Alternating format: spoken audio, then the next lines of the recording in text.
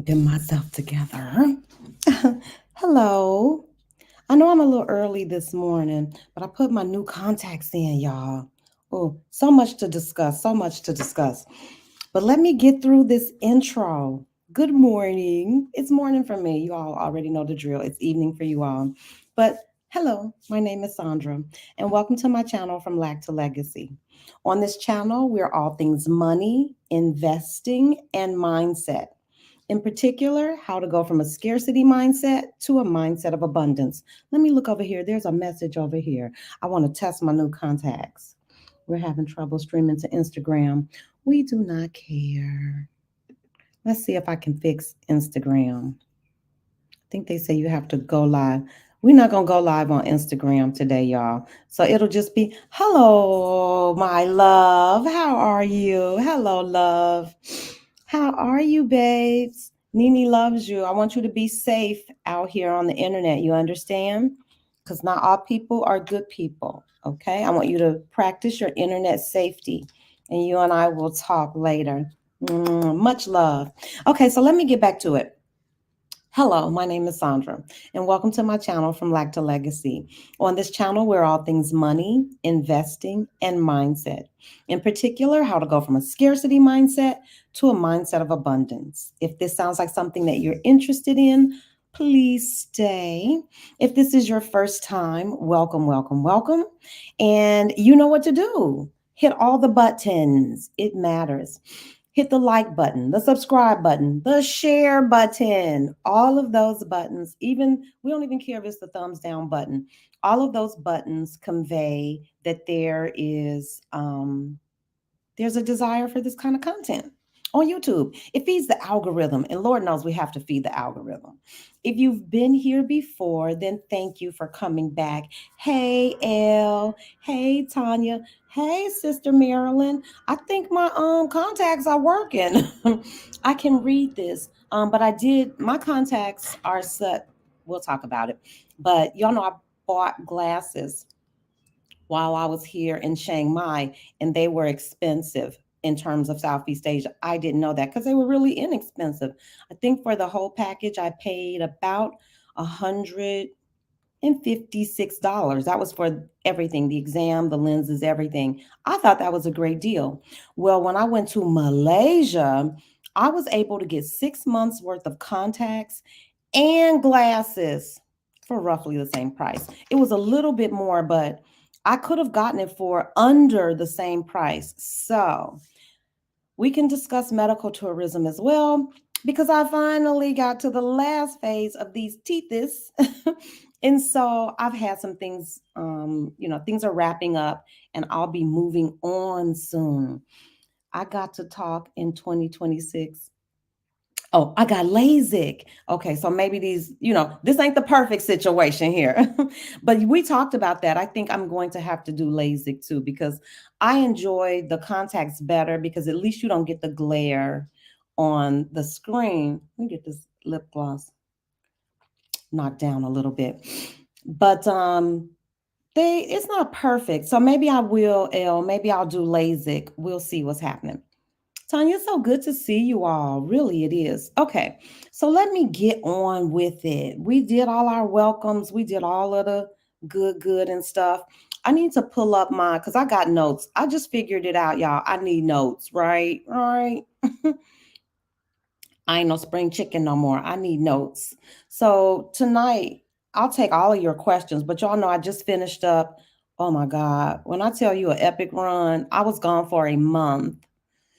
And I started in Penang, Malaysia. Then I went to Kuala Lumpur, which I secretly love. And then I went to Singapore and then back to Kuala Lumpur. I went back to Kuala Lumpur because they had finished up my glasses and stuff. They didn't finish it in time for me to get them before I left. So hold tight. I need to turn on the air because it's hot in this joint. Hold on. I try not to flash y'all all of my not ready for summer body. Oh, Jesus. We got so much to catch up on, folks.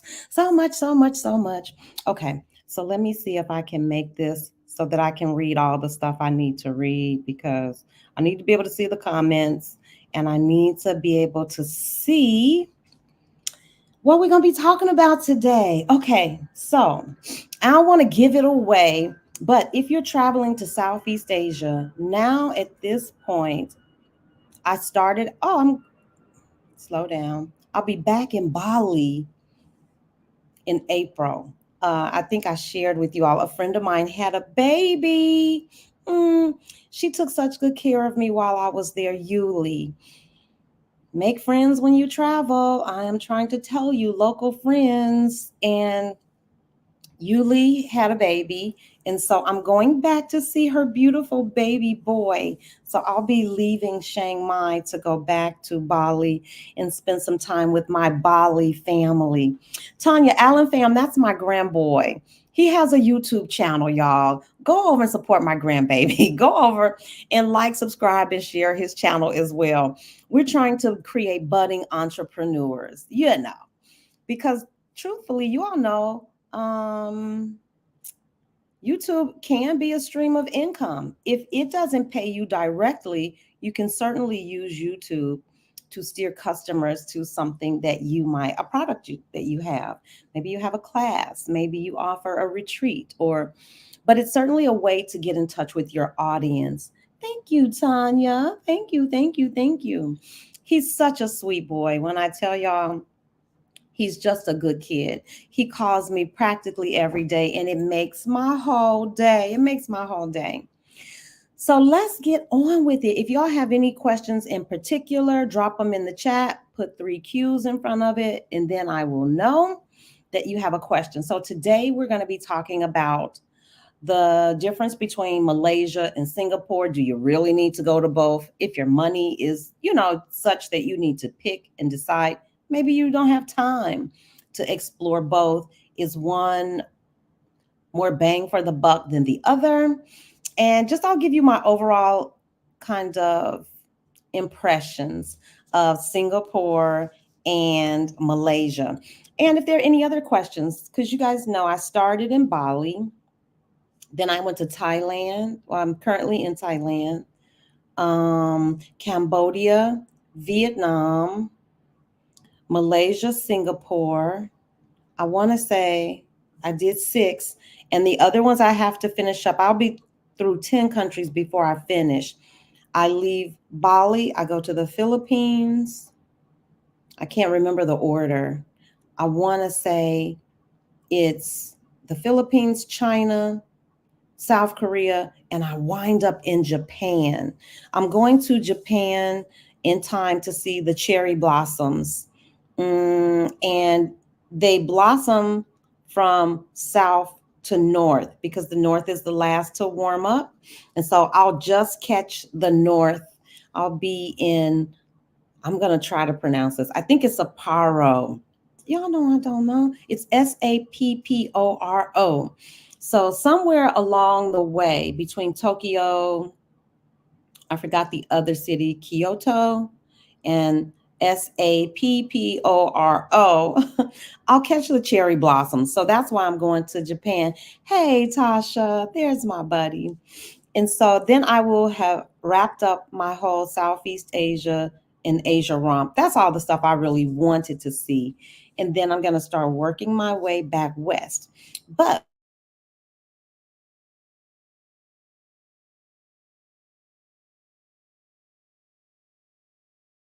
oh no. Oh, please, Lord Jesus, please don't stop the blackout, the black in and the blackout. Did y'all see that? Oh, Jesus. Okay, so we're going to make it quick just in case my internet starts acting a fool. I haven't had that happen. I'm back in Chiang Mai, so we're going to see. We're doing this together. Did you love Kyoto? Oh my God, we got to talk. You have to tell me what I need to see. My cousin was stationed in Southeast Asia, and so she's been kind of being my guide, telling me what to see, what not to see. And then you all know you can use my boyfriend ChatGPT. ChatGPT is good for routing. I'm here to help the people with their problems. If you are traveling and you know you're going to be doing multiple cities, hit up ChatGPT. AI is good for that. I gotta get some coffee in me, y'all.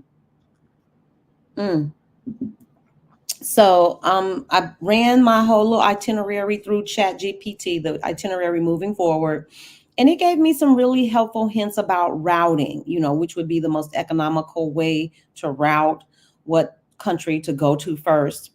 It's not perfect, so it's not going to give you fares and that kind of stuff, but it's still good for routing because I wouldn't have known which country to go to first. And then you always tap into your sister friends. Your sisters won't steer you wrong. Okay, so let's get into it. So the first place I went, and I hope my face doesn't give it away. The first place that I went was Kuala Lumpur, which is in Malaysia. And just a little history about Malaysia and Singapore. Malaysia is south of Thailand. Actually, the two countries are connected. You could actually take a train or a bus. You could drive from Thailand to Malaysia because the countries are connected. At the very, very far south tip of Malaysia, you find Singapore. And when I tell you it's tiny, you would almost miss it on the map. So let me go ahead and confess because I hold nothing back here because I don't have any reason to. Y'all do know I did not really even realize that Malaysia and Singapore are two different countries. It didn't hit me until they kept saying, I was getting quotes and stuff, and it kept saying in Singapore dollars. And I'm like, why is Singapore on different money than Malaysia? That's how close they are, and that's how tiny Singapore is. It is at the very tip. Well, back in 1965, they parted ways over some political differences.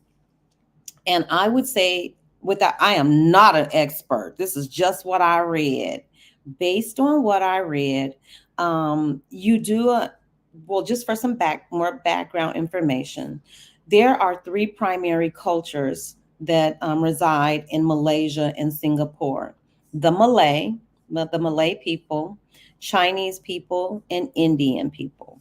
And so Chinese people and Indians have migrated to that area and they've been there for a very long time.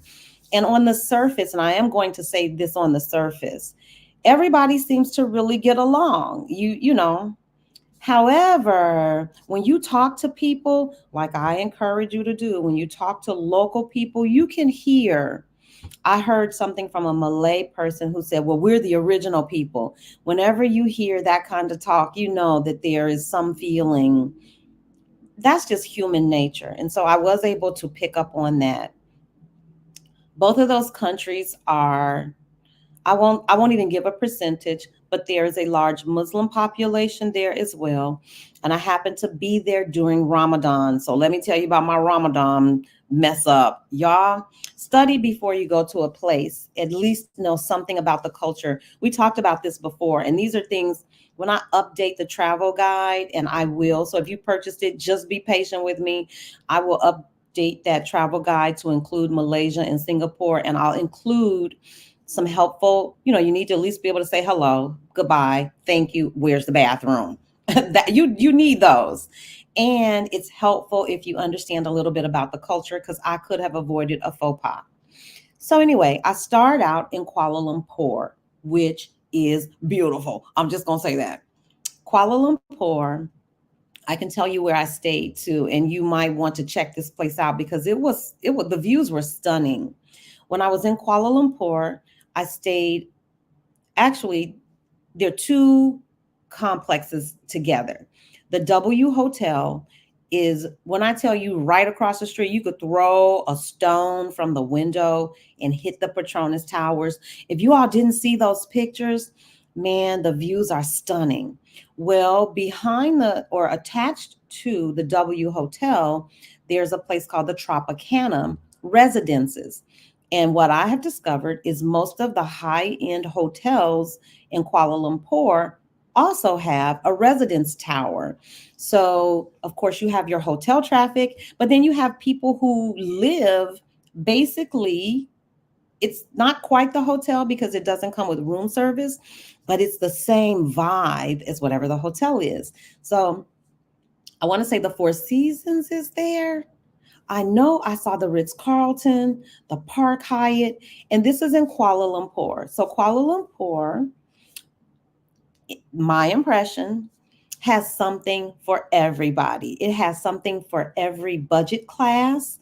And if you are into urban settings, you like cities like this girl, I have purely, through almost 2.5 years of travel on the road, I have definitely defined my travel style.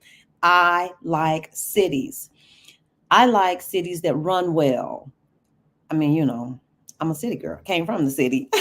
And as much as I didn't like Chicago because of, the urban things that come with that in America, it's very different.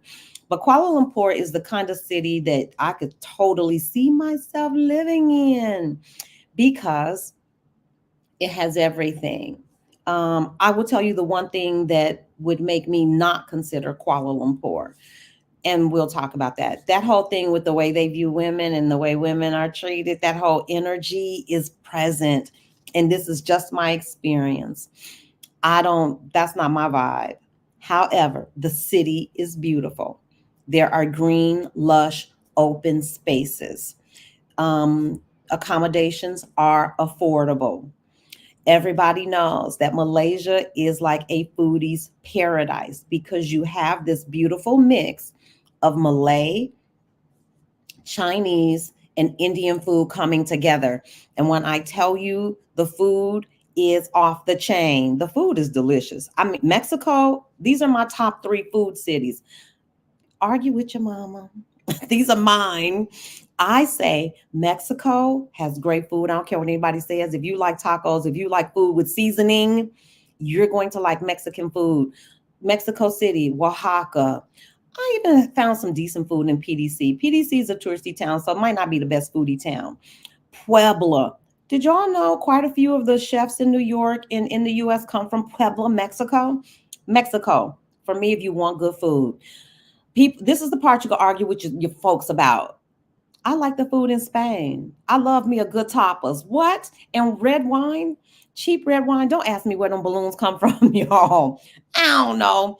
I don't know. Maybe somebody there, once you hit that little thing, you can send some balloons. But at any rate, so I like Mexico. And I'm telling y'all, Southeast Asia, I will say this though, because Thailand gives Malaysia a run for their money in terms of food. So, somewhere in Southeast Asia, between Thailand and Malaysia, you're going to find great food. And the thing about this is just my opinion. The last time I was in Spain, I didn't find the food to be overly priced. I felt like it was reasonable. As a matter of fact, I want to swing back through there. Me and one of my travel sisters are supposed to hook up in Spain. So my three top foodie cities or countries, Mexico, Spain, and just find you somewhere between Thailand and Malaysia. You're going to eat well and it's not going to break the bank. So in terms of food, Malaysia's food is certainly eclectic because you have this beautiful mix. And to be honest with you, it's not distinctively Chinese or distinct, you get Chinese food or you get Malay food and then you get Indian food. Those foods have fused over time. And so the only drawback for me as an older woman who, I still be trying to keep my little waist together, y'all. I do try, even though y'all know I'm eating all the pastries, right? I never met a pastry I didn't love.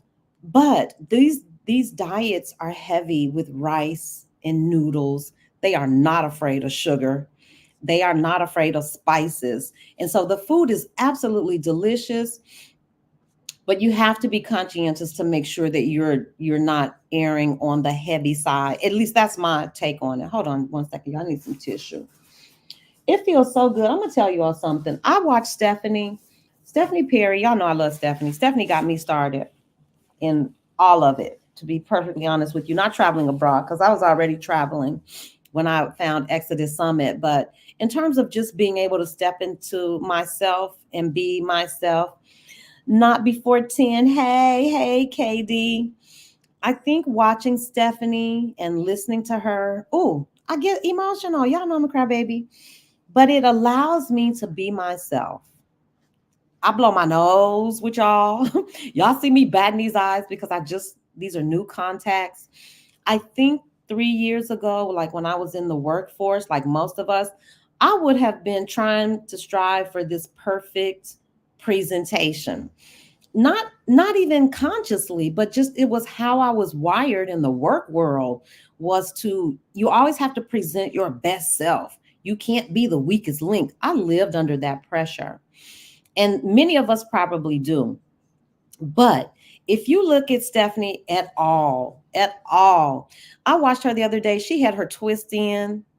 She just seems so comfortable in her own skin. And when I see women who, my sisters, who are comfortable in their own skin, it gives me permission to be comfortable in my own skin.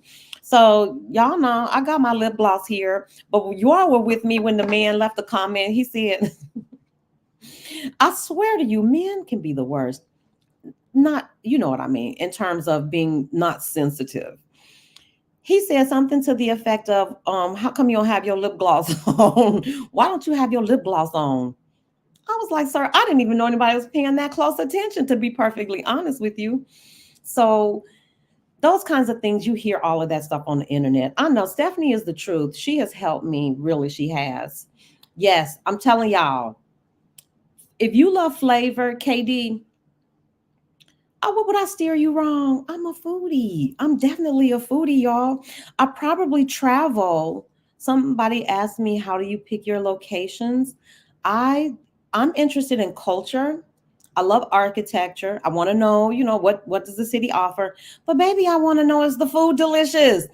Because I can't see myself going to any of those Baltic countries, to be perfectly honest with you. I'm sure they're beautiful, but I don't hear anybody ranting and raving about that food. Bratwurst, sauerkraut. I don't know, potatoes. I'm good. I like good food. And so, to be honest with you, those three that I listed, Mexico, you cannot go wrong in Mexico. I'm just telling you, it's some abuela right now is up making some pozole, and Lord knows I wish I was there. Oh my goodness, don't get me started on mole. Mexico is definitely a foodie place. Spain, that one might be controversial for some, but not for me, baby, because they have delicious Iberico ham. And I know I'm not saying it right. It's either Iberico, I think it ends with an O, Iberico ham. I think they feed those pigs, what are those acorns or something? Anyway, delicious ham and cheese and breads and olive oil and olives. What? And reasonably priced wine. I'm going back to Spain. Have you lost your mind? Wasn't Puebla? Puebla's beautiful. Puebla, Mexico. I'm telling y'all, Google this. I'm not just talking off the top of my head. Many chefs that are in the US come from Puebla. Puebla is known for their cooks. I jumped off a bus once. I would never lie to you. I got myself up out of seat on a bus. We were headed somewhere else, and a lady was on the side of the road cooking. I said, Lord Jesus, I cannot pass it up. When I tell you delicious, I was so happy I jumped off that bus. Man, anytime you see a line, you see Mexican, I'm talking about local people in a line. That's another tip. Anytime you see locals lined up around the block, you already know. If you enjoy that cuisine, you want to be there. And then Malaysia and Thailand. Okay, but here's the real truth, y'all. Okay, this is just my opinion. I think Thailand might edge Malaysia out just a hair, because it's all the same, to be perfectly honest with you.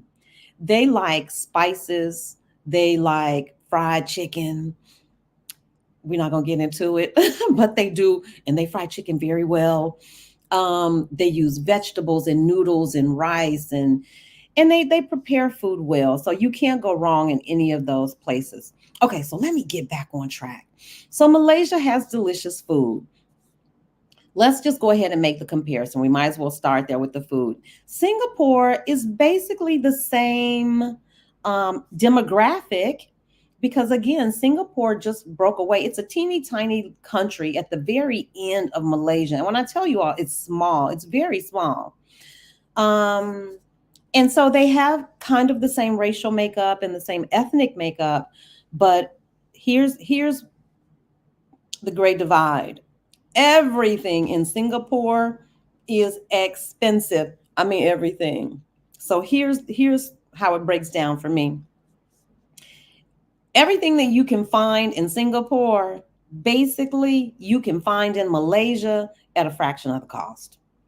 So I was gonna hold off for that little tidbit till the end, but here's the truth. Let me just say it right out, flat out. If you had to pick between one, like you're pressed for time, or you just don't want to, spend the money to see the same thing, I would say go to Malaysia. Malaysia's a bigger country. You're going to find more of a variety in terms of offerings for activities. So in Malaysia, you can find cities, beaches, villages. You're going to find everything, and you can find it in multiple versions because the country is so big. The same delicious food you're going to be able to find in Malaysia, but in Singapore, Singapore is expensive. So let's switch over to Singapore. Here's who goes to Singapore. I mean, it's two different travel styles, totally. There's something for everybody in every budget class in Malaysia. That is not the case in Singapore. Singapore is very clear about their messaging. They are a luxury travel destination. They're not even playing around. They don't even care if your backpack come. They do not care. They don't feel like they're missing you. They are marketing.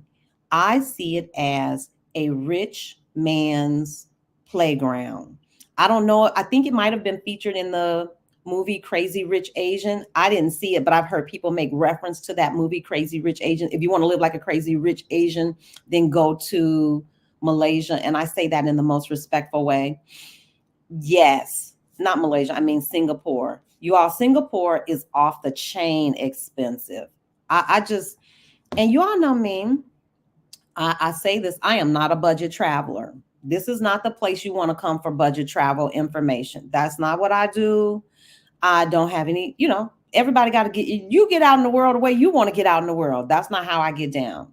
I don't want to sleep in a tent unless it's glamping. And I did that once and I wasn't, you don't hear me talking about glamping. It was cute. Not something I would do again. I have never stayed in a hostel, and that's not hostel. I'm not a fan of sharing spaces.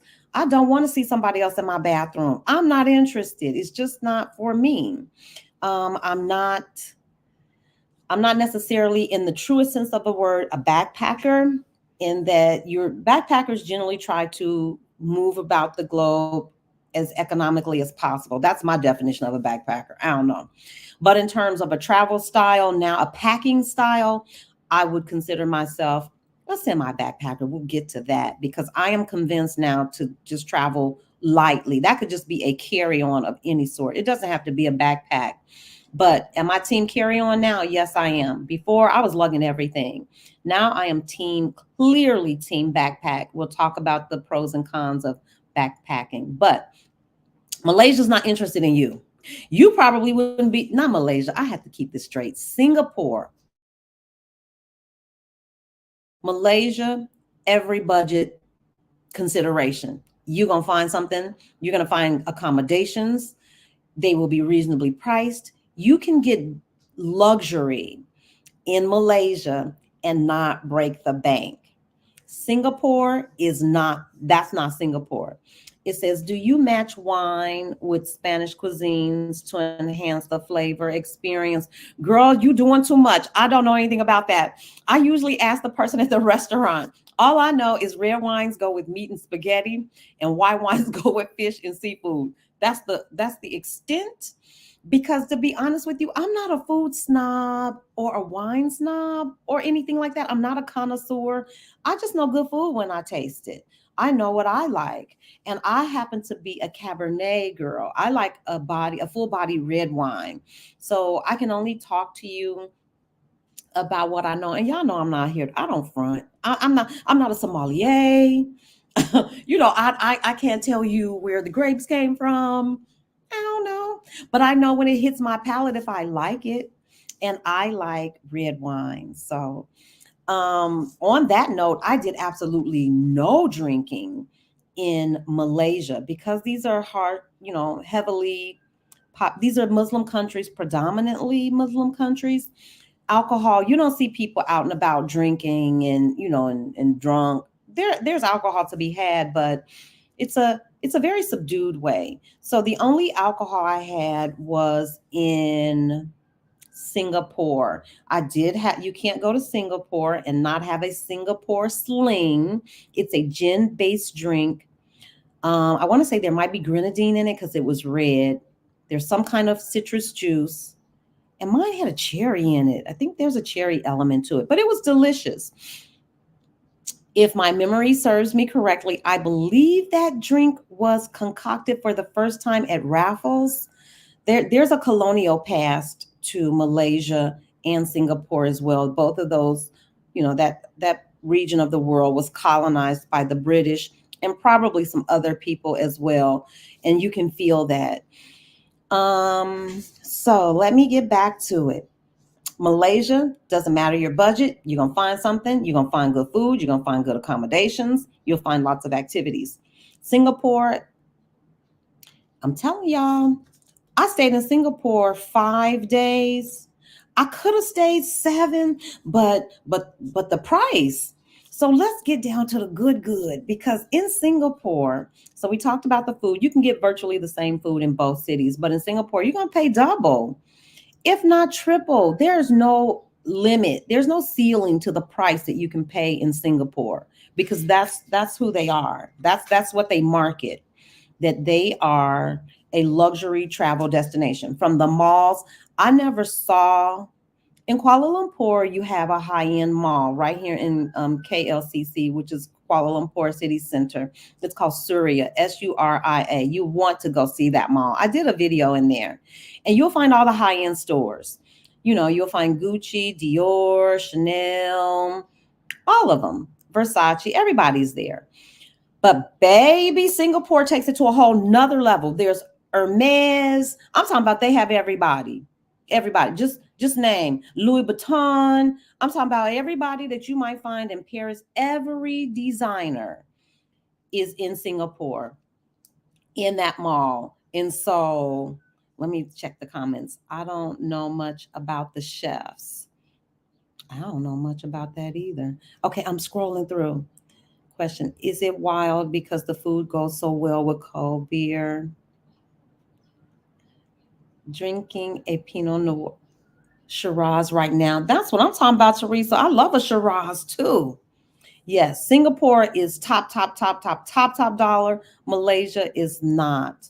Malaysia is, let's see, wine is kind of a European thing. Yeah, definitely. I guess it depends on where the grapes are grown, and grapes can primarily be grown best in that region of the world. California has a wine region. I don't know that there's a wine region in Malaysia or Singapore because the weather's so hot. It's so close to the equator. I don't know that it's conducive to growing wine grapes. So you're right. You're going to find your wines in the wine regions, your champagne in the champagne. And don't you want to drink champagne from the champagne region? Y'all, that's my thing. I was in Kuala Lumpur, and I want to say there's one of these bacha. I did this coffee short, and the coffee place, I want to say, is Baccha. Y'all look it up. Delicious coffee from all over the world. But y'all, I don't want to drink my Blue Mountain Jamaican coffee in Malaysia. I want to go to drink that in Jamaica in the Blue Mountains. I was like, no, why would I pay you import costs to go drink that coffee when I want to consume the cuisine in the region that it is known for?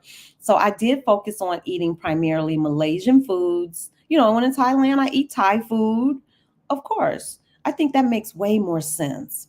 So who do I give the food to? I'm going to say I give the award to Malaysia in terms of food, because you can get everything that you like and you can get it at a reasonable price. So food goes to Malaysia. Does Singapore have great food? Yes, they do. It's just going to cost you an arm and a leg, bottom line. So let's move on to accommodations. Again, 2 totally different travel destinations.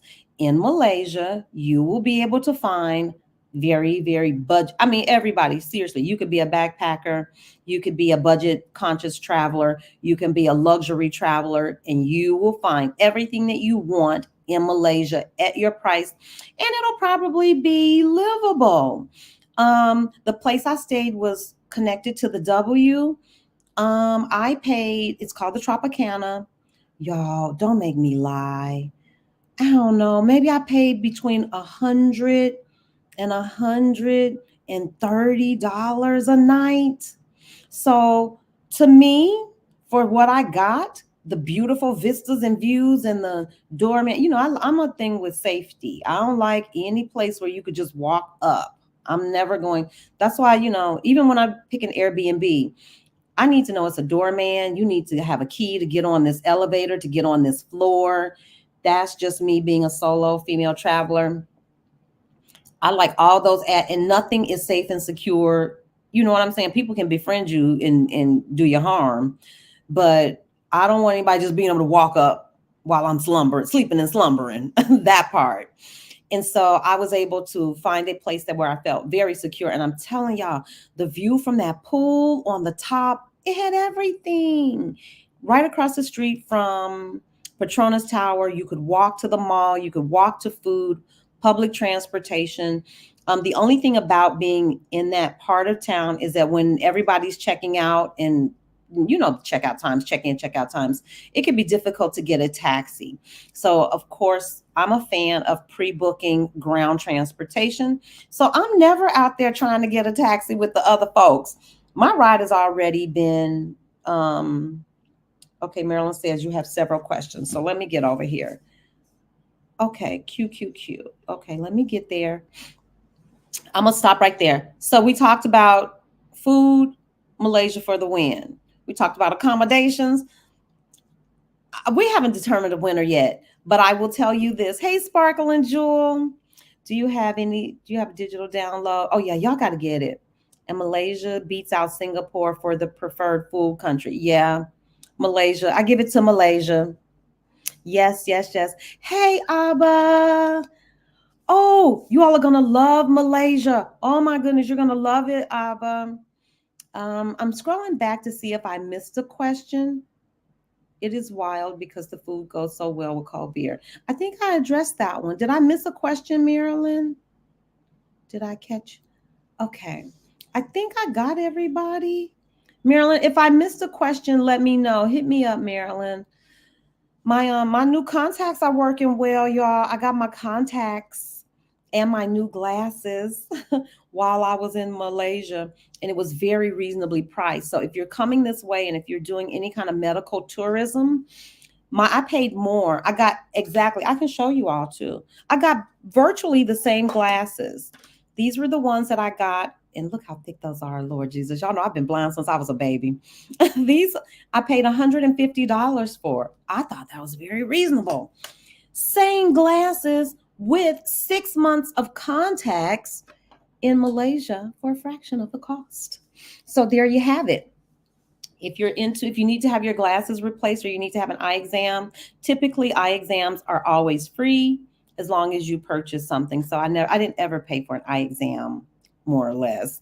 I just paid for my frames and my lenses. So let me just scroll and make sure I don't miss any questions. Okay, Marilyn, I know you'll keep me straight.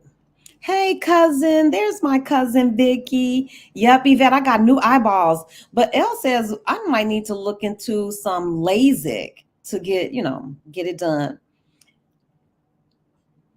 Let me see. Did I greet everybody? Okay. All right. So we have a clear winner when it comes to food. It goes to Malaysia. Let's talk about accommodations. Again, you can get everything. In Singapore, everything is high. I've been dying to tell you all this because I need to correct something that I said.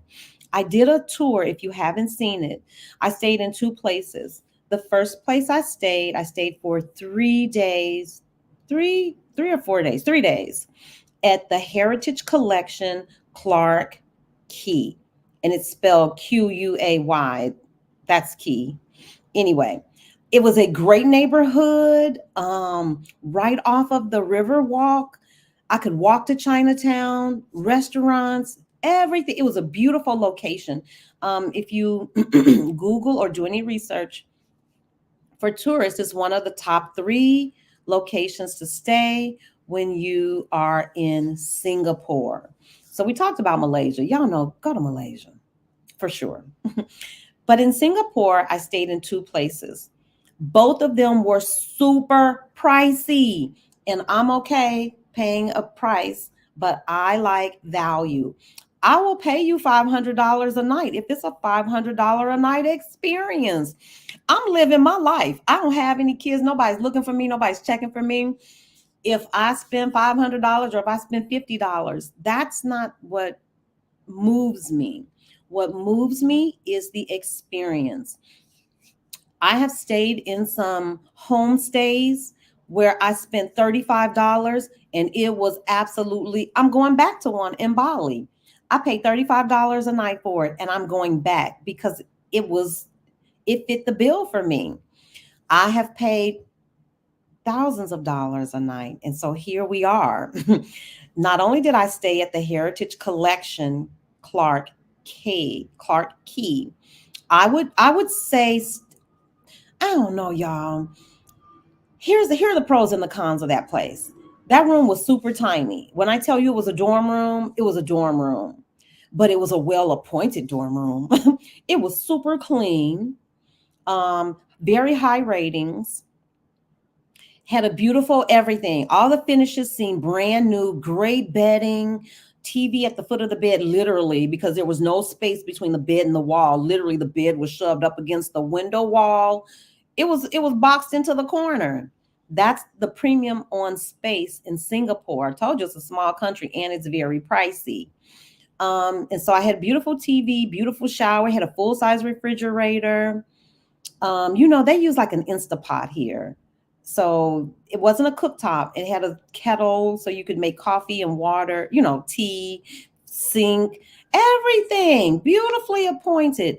Even I'm not a fan of soap products, the liquid soap products, the ones where they replenish them. I'm just not a fan. I prefer my own personal bar soaps, or even if I'm at a hotel, I prefer bar, because then I know it's a one and done. That pump, I don't know what you're putting in that pump, and I swear to God, they all smell the same. The shampoo smells like the lotion smells like the hand sanitizer smells like the shampoo. It all smells the same. I'm convinced it's all the same. And so I don't care for those. Do you still have your apartment? Yes, Teresa, I'm still here. That's where I am now. I'm still here in Chiang Mai. Chiang Mai is my base. And so I roll back home. I leave my suitcase here, then I roll out, see the world, and I come back. So yes, that's what you guys are seeing now, my Chiang Mai place. But I'll be leaving here in a couple of weeks, headed back to Bali. So should you stay at Heritage Collection Clark K? There's actually another one right across the way, Heritage Collection Clark, no, Boat Key, which is right on the water. I don't know. The only problem I had with that place, and this is Singapore, is that it's very high tech. And so there was no actual key. You need your phone. They send you this code or whatever it is. Your phone becomes your key. So now you got to make sure your phone is charged. You can't lose your phone because your phone is what unlocks the elevator. Your phone is what unlocks your door. It's the way they communicate with you. I did not appreciate that. Just point blank, period. I had the hardest time getting on the doggone elevator. I had the hardest time making that thing open my door. It's the only bad thing that I could say about that place, though, to be honest with you, because the guy there, I'm telling you, I make friends. My friend Ed hooked me up because I told Ed I was going to Singapore next, and he gave me all kinds. That's why you make friends, y'all. Be friendly, smile, be nice, be respectful of customs and culture. It will take you such a long way. And that's going to lead beautifully into this very expensive room that I had in Singapore. And it was actually an upgrade. I didn't even know any of this, y'all. So I'm going to tell you how to score. This is how I think you give yourself the best chance to score a beautiful upgrade. So anyway, should you stay there? I say yes. The price was it was expensive for that little tiny room. Shoot, y'all. Dang it. I have to look it up. It might have been Let me look it up because I don't want to misquote. But I could tell you this, it wasn't cheap. It was either 150 or 200 some dollars a night for that little dorm room in Singapore. So if you're on a budget, Singapore might not be, it might be one you could skip. Let me see. How much did I pay? I'm just looking at it real quick, y'all. Heck yeah. It was 200. I want to say it's about $220 a night for a dorm room. It was a nice dorm room. It had everything in it you needed. And it was clean and it was safe and it checked all the boxes for me, except it does not have on-site like staff. It's one of those high-tech. For me, it felt like a high-tech hostel. I'm just gonna keep it real. It felt like a very high-tech, very nice high-tech hostel. There was a washer and dryer right outside the door. That was great. One second. That was great. So yeah, I would probably stay there again. The only thing that bothered me was I couldn't get in and out when I wanted to. My trying to use your phone as a key was so aggravating to me. You know, at the end of the night, when you come home, you're ready to get in. I don't want to spend 10 minutes on the elevator trying to make my phone unlock the elevator. That happened to me. I don't want to spend 15 minutes at my door trying to get this electronic phone and door to work. That happened. So if you're okay with that kind of stuff, heck yeah, stay. It was in a very nice neighborhood. You do want to be careful. Let me share this. Did y'all know? And I stumbled on it the first night. That sips tea. Singapore, prostitution is legalized in certain areas in Singapore. I knew it because I was walking out the first night I got there. Y'all know I'm nosy. So I'm walking because these places are safe too. Let me just throw that in. Both Malaysia and Singapore are very safe for women to walk. Now, I have a rule. I don't do anything that I don't see native or local women doing. Marilyn sent me something, so I know I need to do something. Couple accused. Okay, I see them. So I did see women out walking at night in Singapore, and they were scantily clad. Now, listen to this. In most parts of Southeast Asia, it is very modest. Y'all know I wear my little dresses I had made in Vietnam, and I put a pin because in most Southeast Asian countries, you don't have your tatas sitting all up and out. This is not where you wear your Daisy Dukes and your cutoffs. This is not that. They're very conservative. Well, as I was walking down the street in Singapore, I was like, this feel a little different.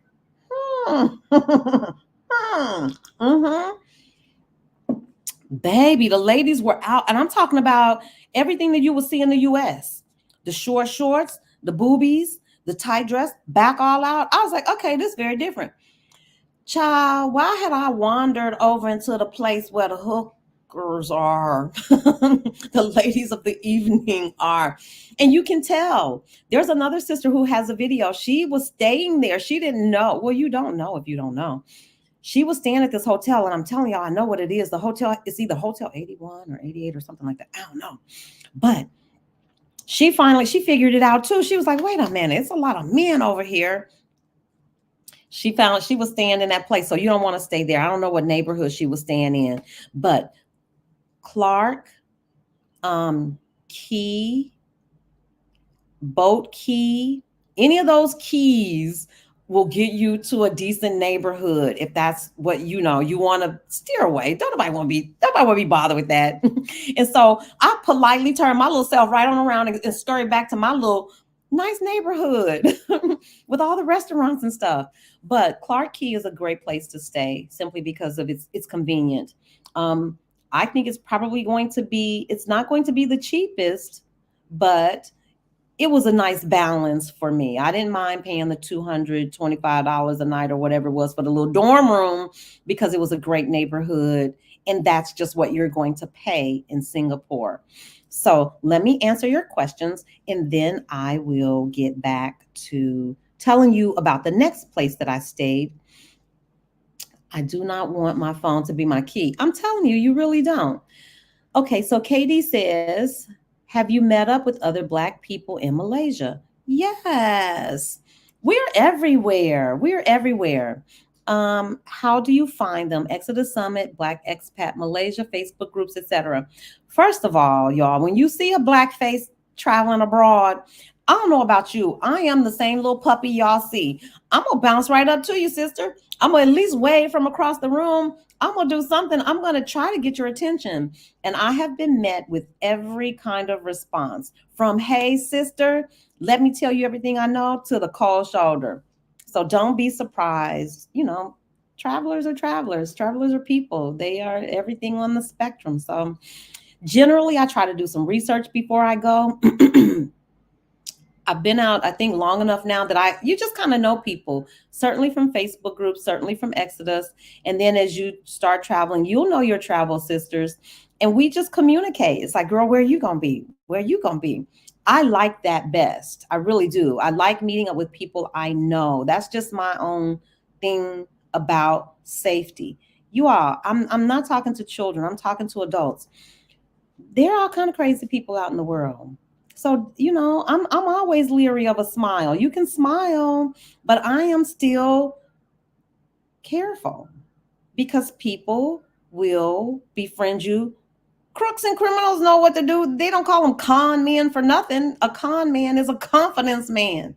They build, they try to get close to you. So I'm always cognizant of that. So my preference is to meet up with sisters that I know, people that I meet out in the street. It depends on how I meet them. If you're a random person and I meet you, I don't care what nationality or color you are, I'm always going to keep you at bay. You don't need to know too much about me. You don't need to know. That's on a need to know basis. And I'm going to always kind of keep my eye out. Experience has taught me that. I've had some brushes with some folks that did not mean me well.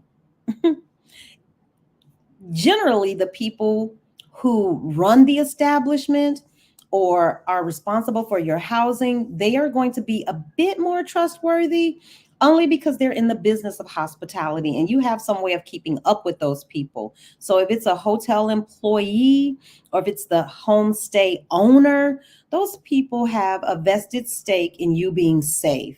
And so even though I don't tell anybody everything, I'm a little more open with them, especially with my whereabouts. So I meet people in a variety of ways, but I prefer, like my travel sisters, Abba, Anita, these ladies are in the region.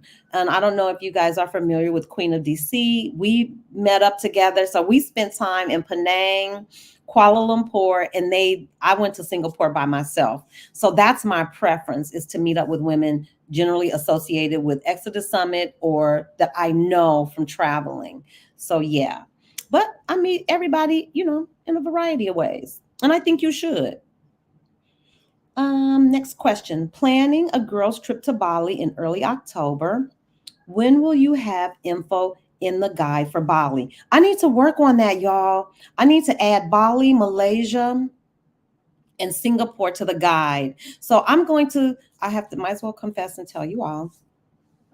I am going to be taking a bit of a break because I'm burned. Y'all, it'll be a whole year in Southeast Asia coming up in May. And when I tell you I bopped through, it'll be 10 countries in 12 months. I don't know if anybody ever did it, but it'll take a lot out of you. And so I need to sit back. I need to take a breather, I need to take some time off from YouTube, the whole shebangity boodle, and tend to the guide. I'll always be doing the learning community, our financial learning community. I will be doing the Foodies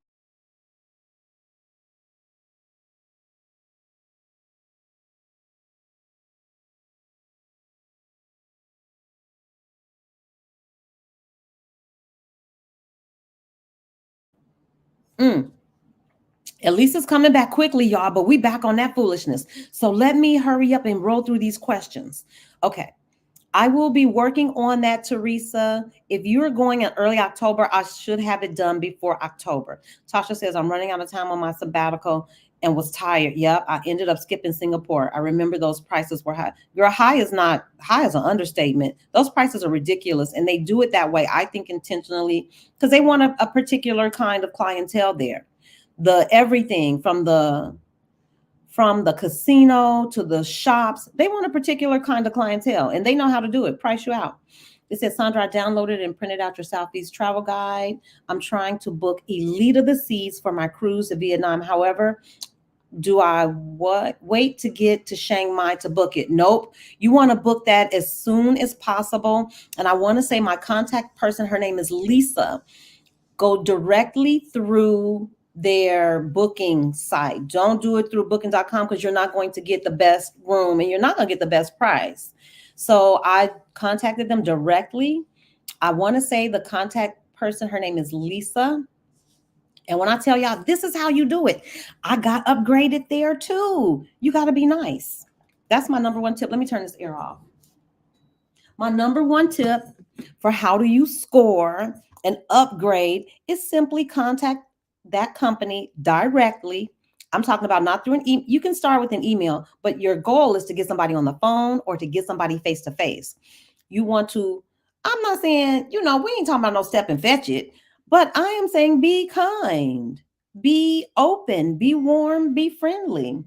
My sister is sending me, I must not be doing something right. Move the banner. Okay. Say less. You see, you got to have folks like this. So, yeah. Sparkling Jewel, you definitely want to book Elite of the Seas. Don't let anybody tell you any different. There's a new one. There's one that's newer than Elite of the Seas. It just started. There's only one. It's the newest. I've seen folks do videos on others and they look great.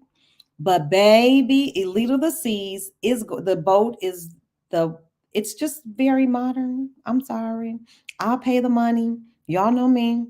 You get basically a butler for your accommodations. That young man is there to serve you no matter what.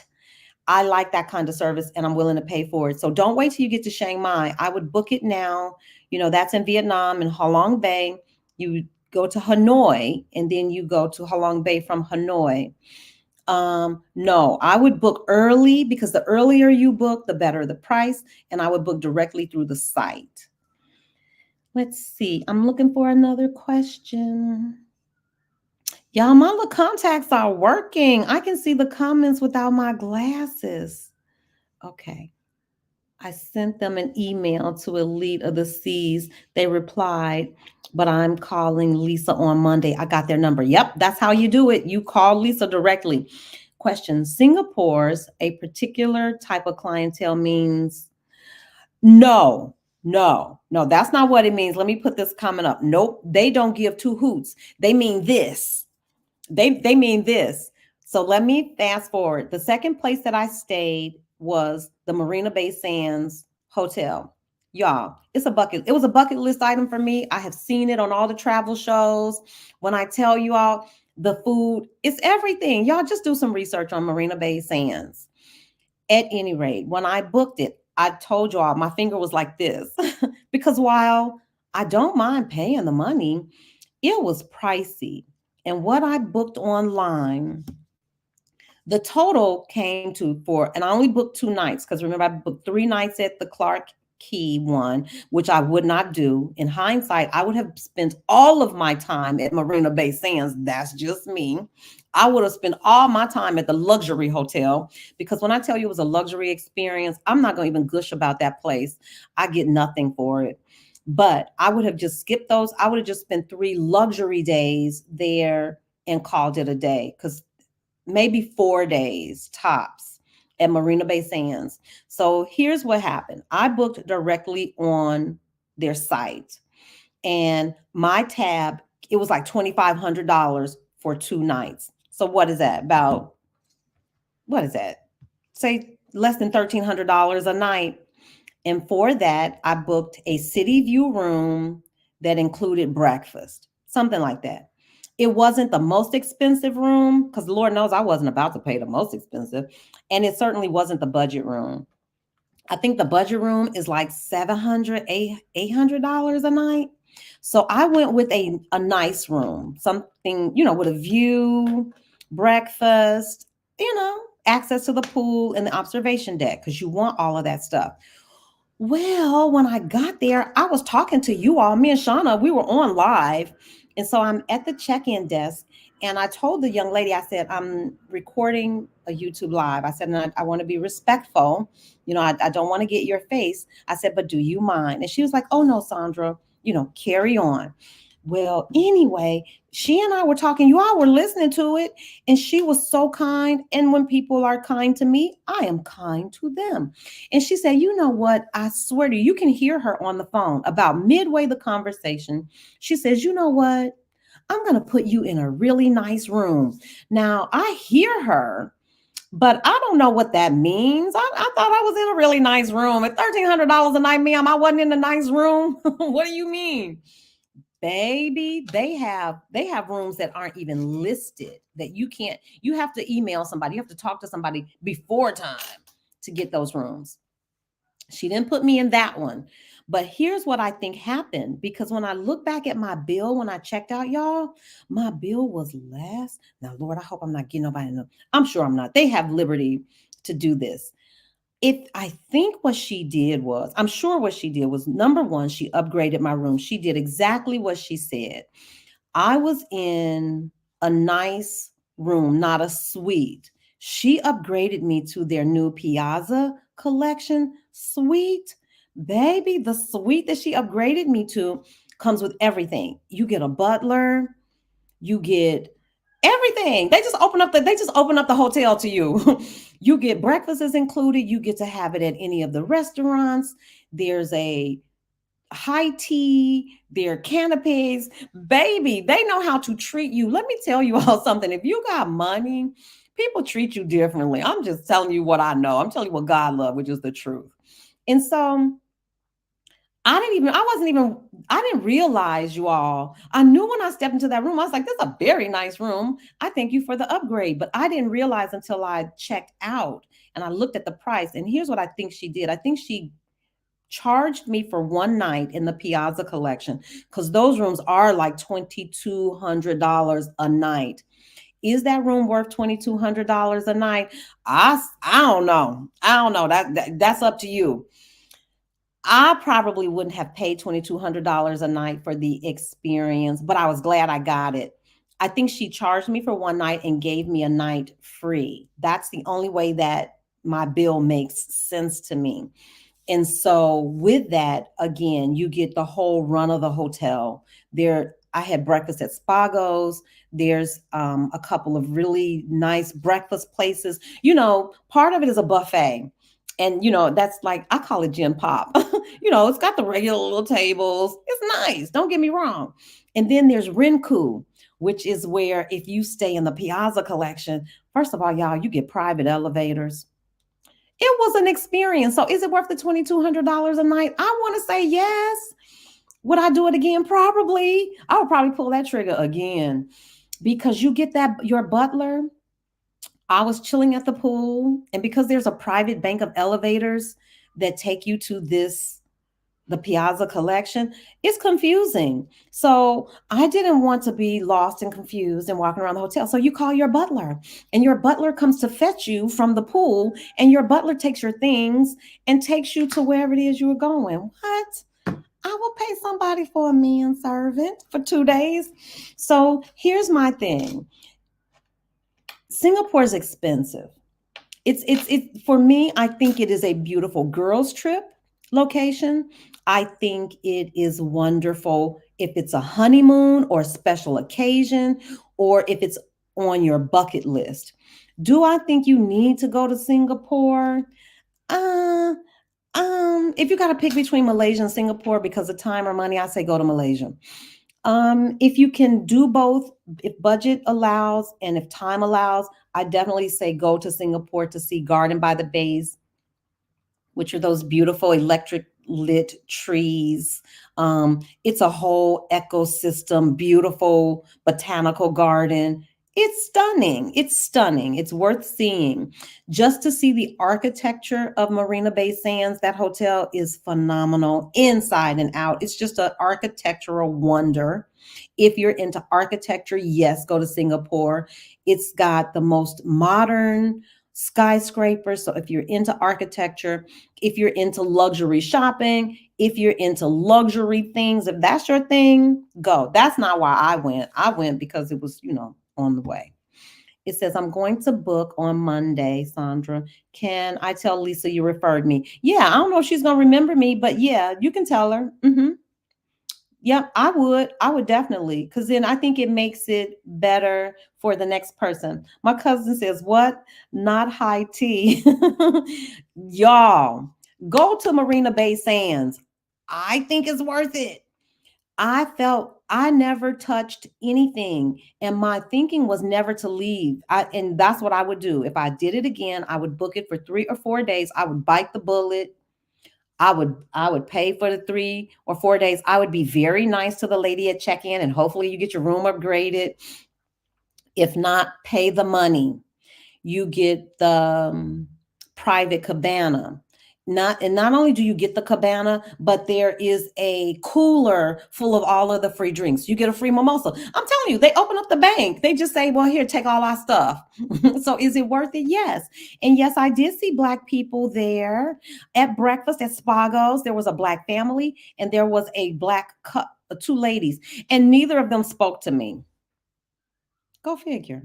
I was like, we here, y'all.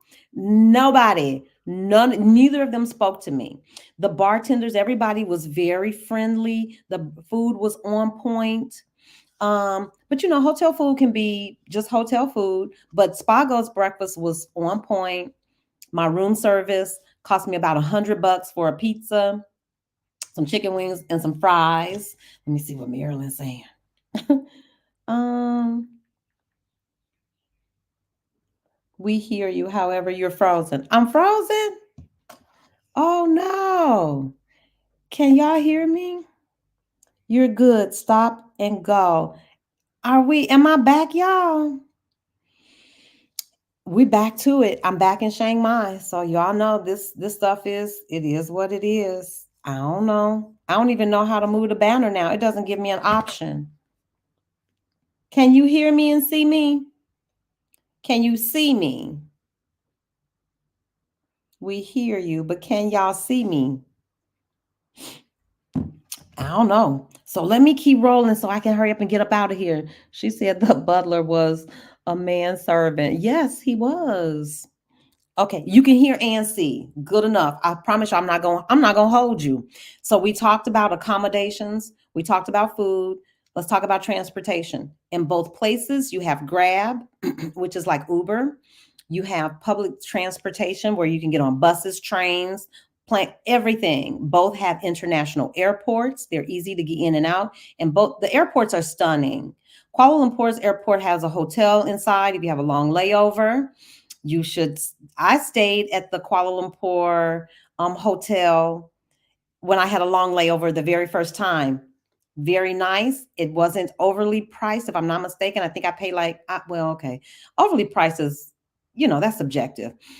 I was there for a few hours. I don't know. It was less than $200. That's all I can tell you. It was under $150. Anything, I don't know. I don't know. I felt like it was reasonable. I stayed there if you have a long layover. I will say this: Singapore is very, very clean. I'm talking about there's no paper in the street. It's very modern. It is connected.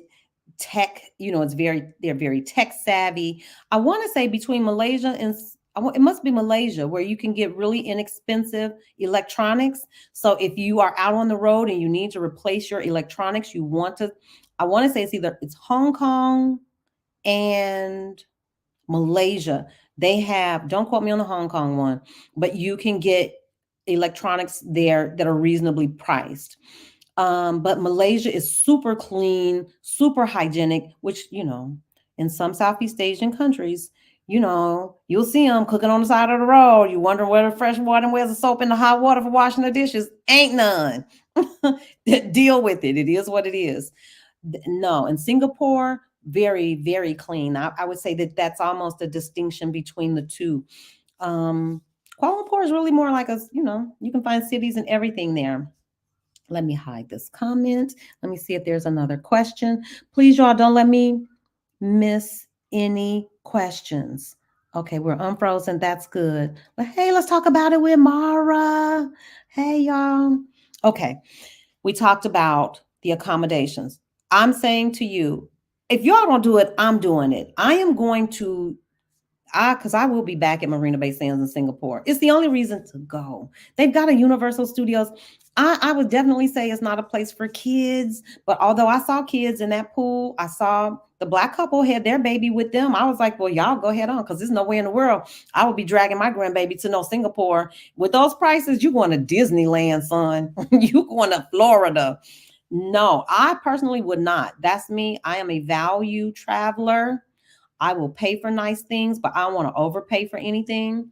So I want to organize a girls' trip next year to Singapore so we can stay at the Marina Bay Sands and have us a manservant because they're ladies too.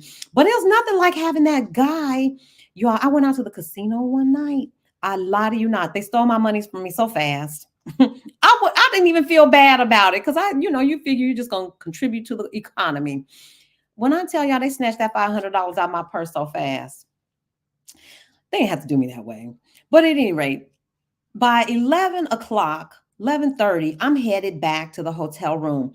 Why is the butler standing in the hallway by my door with a tray of hand-rolled chocolates, truffles? Would I make this up? I wouldn't make it up. With a beautiful tray of six different, I don't know, was it six? I don't know. It was more than four beautiful chocolates standing at the door. He's like, I've been waiting for you. I said, Lord, this is how I need to be treated. I want a man to wait for me before I go to bed and give me chocolates. What? He was so sweet.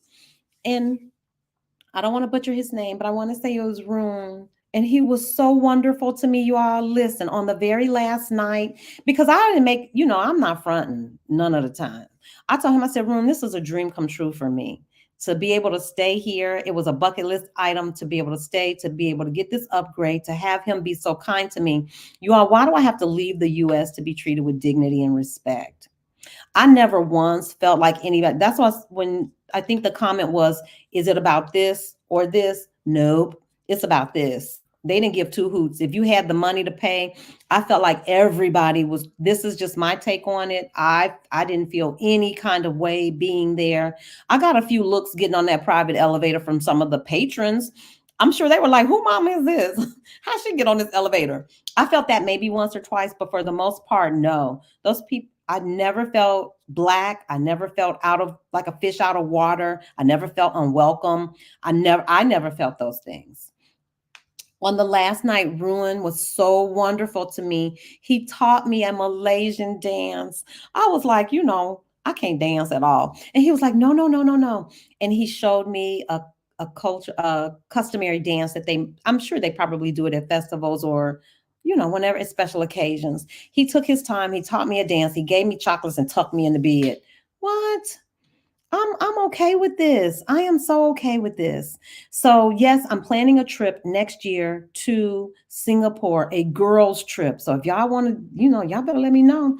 It was expensive, but it's a once in a lifetime.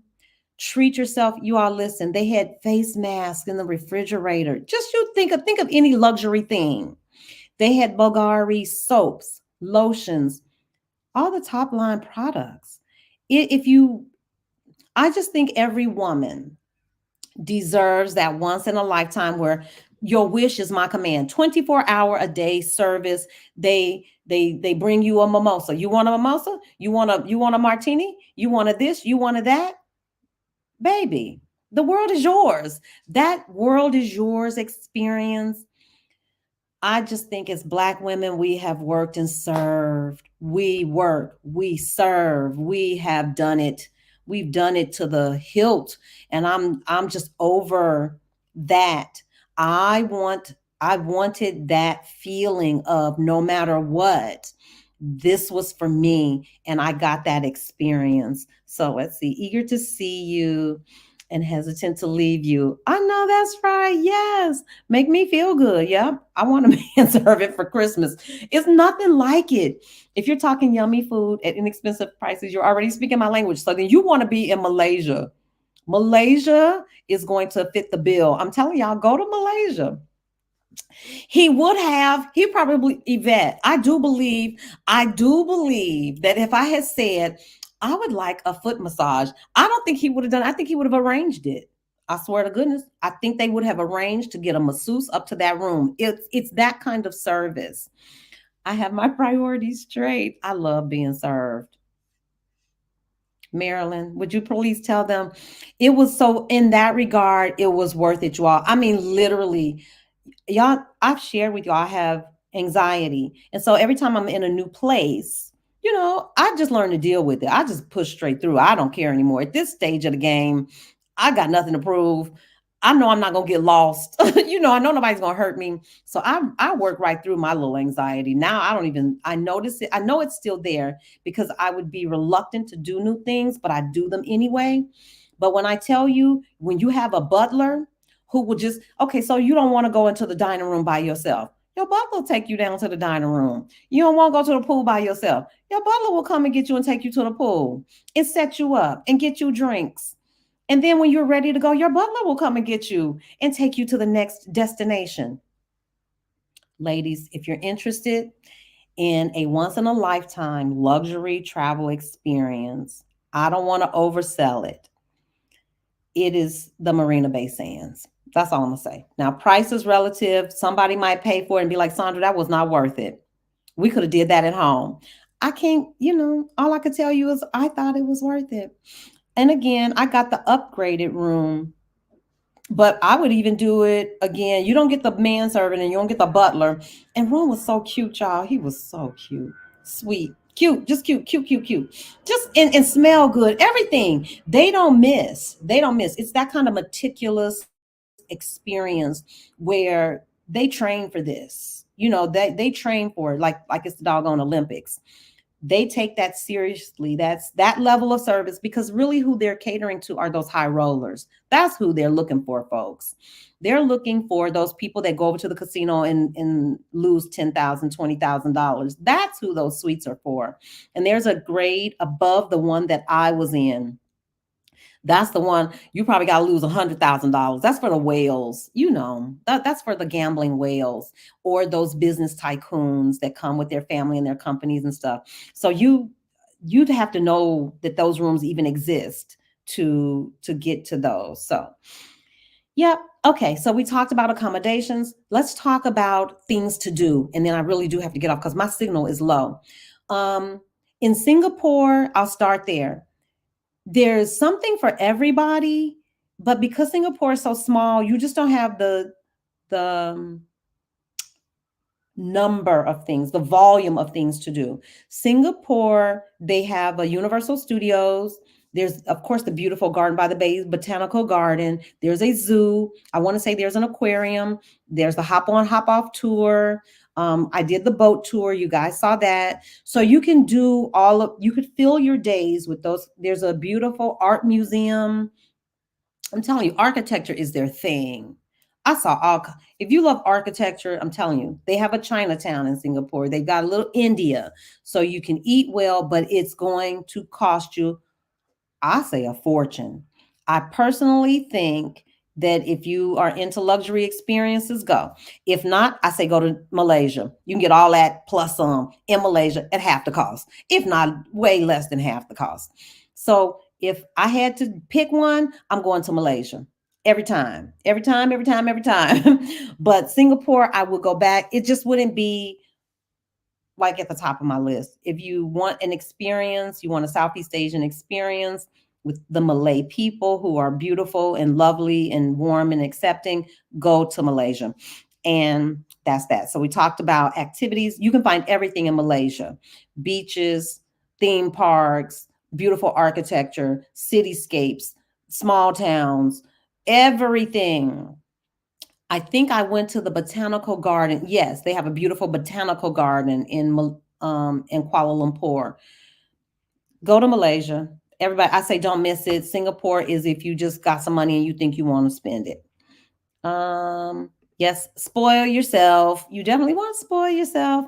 And finally, we talked about transportation. Okay, cool. Let me tell you the one thing that happened to me that I think you should be aware of, and this comes with any kind of travel and being culturally aware. The first time when I was in Kuala Lumpur, it was not Ramadan. I left Kuala Lumpur. I went to Singapore. By the time I came back to Kuala Lumpur to get my contacts and glasses, Ramadan had started. Well, if you don't know about Ramadan, I'll just give you the little bit that I do know. It's a Muslim holiday. It lasts a month. Don't quote me on anything, y'all, because I'm not an expert. But they fast from sunup to sundown. And at sundown, they have, a nice spread. Well, I knew it was Ramadan, you all, but I maybe wasn't as sensitive and I didn't know as much as I should have known. So it's the middle of the day and I'm going back to this chicken and rice place, this mom and pop place that Queen of DC took me to. And the first time we went in the evening. It was bustly, it was busy, and the food was absolutely delicious. So delicious that I said, I'm going back. We paid about $6. Both of us ate. Big plate of rice, chicken, flavorful, delicious. We had fresh squeezed lemonade. I had two, she had one. Literally, we paid $6 between the two of us. So I'm going to go back, but keep in mind, it's Ramadan and it's in the middle of the day. I'm going at lunchtime because I'm hungry. I just got back to, I just got off a plane. I threw my stuff down. I'm going to get something to eat. Well, when I got there, the proprietor met me at the door. I could see that the tables were empty, but there were a few people like around sitting, but it wasn't bustly like the night before. People are primarily getting food and taking it away. All this is lost on me, y'all, because I'm hungry. So he tells me, I tell him he says, for here? I say yes. And that should have been a tip off. And he tells me to sit right by the door. There's a teeny tiny table of two that didn't even look very clean, like right by the door. People are whizzing by. I'm a germaphobe. Folks are whizzing by. And so he tells me to sit there, and I sit there for a second, but traffic keeps coming. And so I say, can I sit over here, like kind of in the middle of the restaurant at a bigger table? And I can tell instantly from the look on his face, this is not his preference. But he says yes. And he doesn't just say yes, he kind of shoos me over. These are all cues. You should be able to read social cues. I go and sit down. I'm on my phone. I'm not paying attention. I wouldn't lie to you. When that plate of, first of all, the young man that brought me my lemonade, he slid it to me like, I should have read all the signs. I didn't. I ignored that too. The food came out, y'all. When I tell you, it was a mushy bowl of rice with chicken backs. See, people don't have to be mean to you. They don't have to say mean things. People are subtle. I looked at the food and it was not nearly as tasty as the night before. I guess he said, I'm gonna show you. I done told you to sit over there by the door. It's Ramadan. You're not supposed to be eating in here in the middle of the day. This is all the conversation I'm having in my head, y'all. It could all be true. None of it could be true. This is my impression.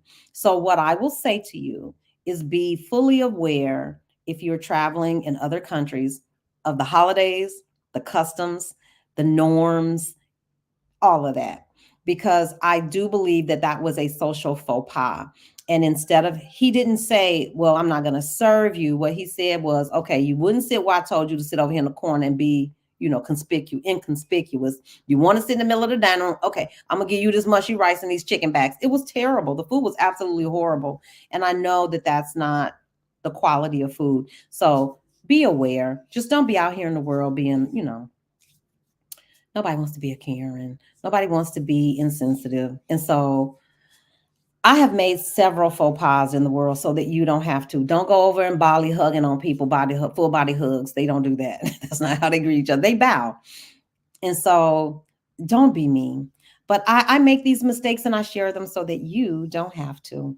And I think that's about the size of it, y'all. So here's the final take. If you got pick between Malaysia and Singapore, go to Malaysia. It's cost effective. They have everything. You're going to have a great time with food. You're going to find budget accommodations all the way up to luxury accommodations, and it's still going to be a value. You will spend a fraction of the cost. If you are looking for a luxury, and trust me, you can still get luxury in Malaysia. They're not playing around. But if you're looking for ultra luxury, you want to go to Singapore. If money is no object, and I would say this too, don't go fooling around in Singapore if you on a budget, period. If you cannot just slap your credit card down, because some of those prices shocked me. I was shocked. I was like, okay, I'm paying this, but okay. Okay. I had a little breakfast steak. I lie to you not, y'all. It was steak, eggs, and it might have been a potato or two. $45. Was the steak delicious? Yes. Was it a $45 breakfast? I don't know, but that's what I paid for it. And I was paying just like that. I was like, $45 for that? No juice, no toast, no jam, no butter, none of that. It was just a steak, two eggs, and some potatoes. $45. So if you want ultra luxury and money is not an object, because you don't want to be on vacation, making life decisions. Like, do I pay this or do I pay? Just stay away from Singapore, because Singapore is very pricey, and you can get a bet, basically the same experience in Malaysia for a fraction of the cost. So there you have it. That's my take on it. And so y'all stay connected. If you ordered the Southeast Asia travel guide, and I suggest that you do, because it still covers 4 countries. It's Thailand, Vietnam, Laos, and Cambodia. I will be adding the next 3 countries. The Southeast Asia travel guide is $9.99. It comes with the free upgrades. So as I travel, hopefully I'll have 10 countries by the time I leave here, and I'll put all of that information into the guide. I will give you the names and as much information as I can so that you can book and have at least a leg up. You won't be like me out here trying to figure it out on your own. I'll try to include the contact people, their names, and all of that stuff so that it makes it just that much easier for you. If you have to, go back and roll through some of those videos. I share where I stayed, how much I paid, would I stay there again, all of that information. I'm trying to think, is there anything else? I think that's it. I think we did it, y'all. And we did it in under 2 hours. I love it. All right. So I am taking a break. This is going to I will be popping on live intermittently and randomly, y'all, because I need to reset. I need to stay on top of our investing community. Oh, and you need to join us for 1,000 Black women, our 1,000 Black women brokerage account challenge. The community is what it is, y'all. Folks are investing. We are seeing our money grow. Our knowledge base is growing. Our financial literacy is growing. Our community is growing. Please join us. We want every Black woman to be able to travel the world and take some of your investments. I have made, some change with some of my investments that if I wanted to, I could realize those gains and use that for travel. But I'm letting that money sit and just continue to grow and marinate. But if you're interested in learning how to make your money grow, if you're interested in learning how can you manage your own 401k money, if you're interested in any of that, how to trade stocks, how to trade options, we're the premier learning community on who else has a learning community that you know of? So join us. I'll put the link. I don't know if Marilyn, if we have the link in the chat, but check out those 2. You can get your Southeast Asia travel guide. You can become a part of our learning community. You get a 4-week introduction to the stock market class where we just give you the basics, and then we go into how to purchase ETFs. And the community is forever evolving. We'll be doing, as time permits, we will continue to learn together. Get some sleep. It's morning time for me. So what I'm going to do is go grab something to eat. I'll grab some breakfast, And I will be away for a while, y'all, because I need to get on top of some business things. My own personal life, I need to get on top of some business things. You know, it's tax time. I got to do all that stuff. So I will be a little scarce, but y'all know what I'm doing. Let me see. Let's see what Marilyn telling me. Marilyn, it's in the chat. Thank you, Marilyn. Okay. And on that note, that's it. I am done. Thank you all. Don't forget, like, subscribe, share the channel. If you are new, share the channel with somebody, hit the subscribe button, and all that other good stuff. And let me do this before I go. Y'all check out my sister, Yvette Boone. Yvette Boone Creates. If you want to know about plants, I'm telling y'all, you better get over there and do yourself. I cannot wait till I can get my hands into some soil. Yvette also is our resident tech expert in terms of our Thinkorswim platform. If you're ready to elevate your platform, you might want to check out Yvette. I'm trying to think who else is in the chat. Oh, Tasha Journeys she's a CPA. She's been on our Money After Dark series. Traveled the world. Get over there to see Tasha Journeys. Hey, Muhammad. Hey, I didn't see you. New Life Creator. Hey, I just want to make sure I say hi to everybody. I believe New Life Creator has a YouTube channel as well. Y'all check out New Life Creator. Anybody else in here? Let's talk about it with Mara. That's my buddy. Mara is a part of our learning community as well. Check out Let's Talk About It with Mara if you want some real talk. That sister does not play around. I'm just scrolling back through the chat to see, did I miss anybody? I think I got everybody. If you have a YouTube channel, please give us a wave in the chat and we will shout out your YouTube channel because that's what we do. We love each other and support each other here. I can't think of anybody else. Okay. I think we got it all. All right, folks. I love y'all. Can't wait to see y'all out here on the road and we'll be talking again. Bye.